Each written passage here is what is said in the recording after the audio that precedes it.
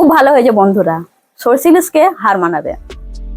এই বর্ষায় বাজারে অনেক ধরনের সমুদ্রের মাছ দেখা যায়, কিন্তু আমার নজরে পড়লো পমফ্রেট। এই মাছ দিয়ে আমি আজকে পমফ্রেট পাতুরি করে দেখাবো, খুব মজাদার হতে চলেছে।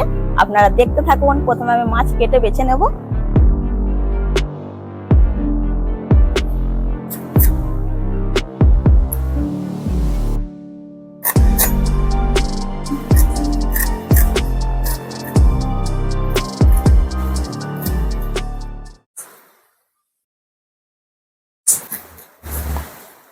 বাইরে টুপটাপ বৃষ্টি আর দুপুরের গরম ভাতে থাকে যদি এরকম পমফ্রেট পাতুরি, তাহলে খাওয়াটা পুরো জমে যাবে। আজ সকাল থেকেই প্রচন্ড বৃষ্টি শুরু হয়েছে। বাইরে রান্নাঘরে তো যেতে পারলাম না, তাই ভাবলাম বাড়ির রান্নাঘরে রান্না করে নেব। মাছের কানকো পাখনা কেটে নিয়েছি। আমি এবার দু সাইড থেকে একটু চিড়ে নেব।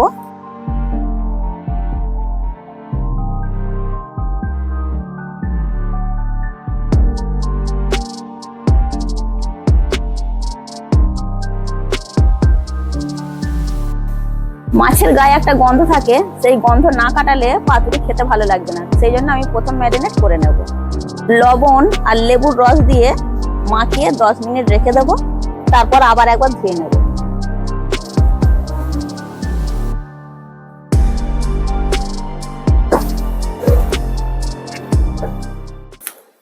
মাছ ধুয়ে নিয়ে চলে এসেছি রান্নাঘরে। নমস্কার সবাইকে, আমাদের চ্যানেলে অনেক অনেক স্বাগত। সহজ রান্নার সেরা স্বাদ, আদর্শ টেস্ট অ্যান্ড টাচ। আজকে মাছের পাতুরি বানানোর জন্য আমি একটি মিহি পেস্ট বানিয়ে নেব। একটা মিক্সার জার নিয়ে নিয়েছি।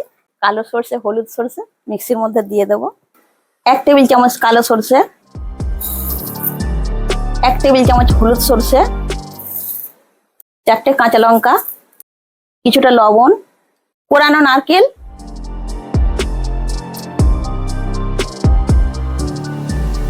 অল্প কিছুটা জল।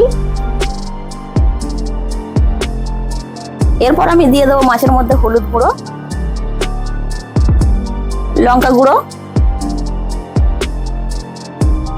গোলমরিচ গুঁড়ো, জিরে গুঁড়ো, ধনে গুঁড়ো একসাথে দিয়ে দেবো।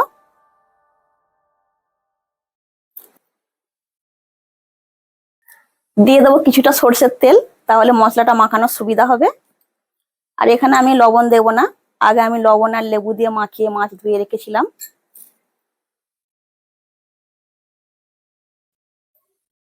খুব ভালো করে মাখিয়ে নিতে হবে, যাতে ভেতরে মশলাগুলো ঢুকে যায়।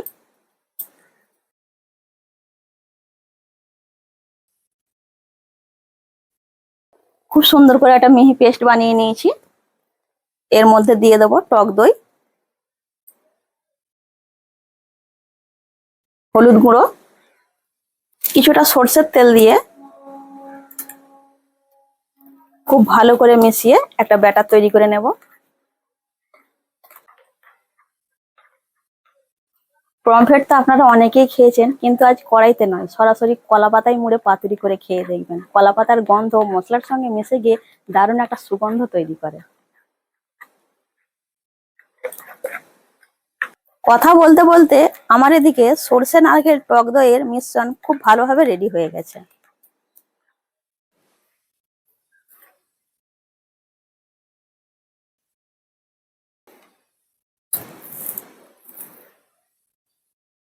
কলা পাতাগুলো এরকম করে একটু আগুনে সেকে নেব, না হলে মোড়ার সময় ফেটে যায়। সেকে নিলে নরম হয়ে যায়, ফেটে যাওয়ার সম্ভাবনা একদমই থাকবে না।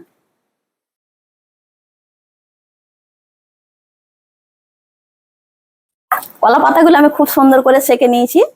এবার আমি মাছের ওপরে ব্যাটারটা ঢেলে দেবো, দিয়ে খুব ভালোভাবে মাখিয়ে নেব।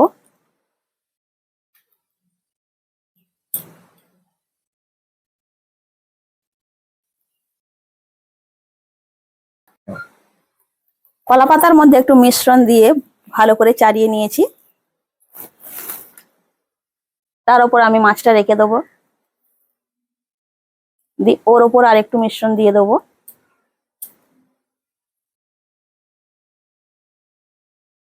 কাঁচা লঙ্কা ছাড়া যেন পাতুরি অসম্পূর্ণ। আমি ওপর দিয়ে কাঁচা লঙ্কা এরকম করে সাজিয়ে দেবো, একটু দেখতে ভালো লাগবে। এই দেখুন কত সুন্দর দেখতে লাগছে। ওপর দিয়ে অল্প কিছুটা সরিষার তেল ছড়িয়ে দেব। চারিদিক থেকে ভালো করে পাতাটা মুড়ে নেব।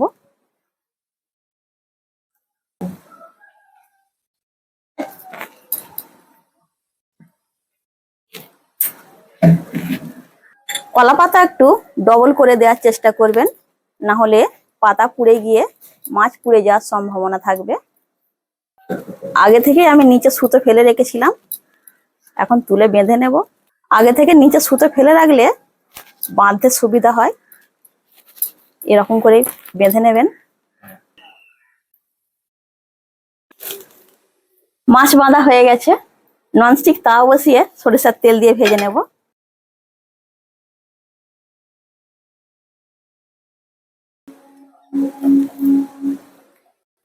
একদম ধিমি আছে সময় দিয়ে রান্না করে নিতে হবে।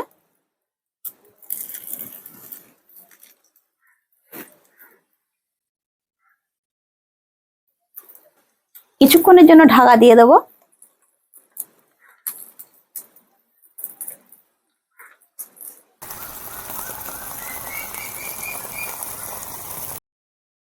দশ মিনিট পর ঢাকা খুলে উল্টো সাইড উল্টে দেব।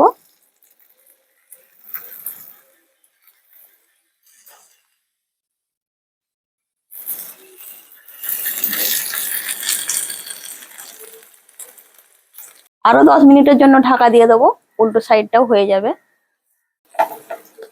বন্ধুরা, বাইরের বৃষ্টি আমাদের পুরো পরিকল্পনাটাই বদলে দিয়েছে, কিন্তু রান্নার ইচ্ছেটা থামাতে পারিনি। আপনাদের যদি এরকম কলা পাতায় মোড়া পমফ্রেট যদি ভালো লেগে থাকে, তাহলে চাই আপনাদের একটু ভালোবাসা, তবেই নতুন কিছু করার ইচ্ছে জোগাবে আমাদের। আমাদের পমফ্রেট পাতুরি পুরো তৈরি হয়ে গেছে। এখন একটা তুলে দেখাবো কেমন সেদ্ধ হয়েছে।